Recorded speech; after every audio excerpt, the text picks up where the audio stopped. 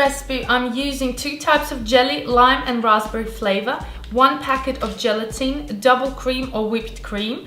I've got green and red food coloring, different colored straws, but that doesn't matter, and a string to hold them, and something tall which will hold the straws inside. You can use carton of milk, vase, a jug, anything that will put the straws inside.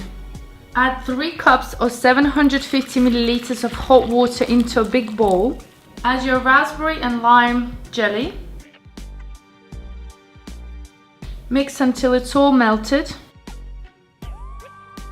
Open a packet of your straws. You need to flex the straws, so just bend them up and down. And we're gonna use the rubber band around to make it really tight. When your mixture has cooled down, we're going to add a few drops of green food coloring. Also add some red food coloring. Give it a mix. Now add the whipping cream or double cream inside. Take your jug, place your straws inside. Okay, so they're going to be nice and tight in here, just like that. And we're going to pour our mixture inside the straws. Try and get in there as much as you can.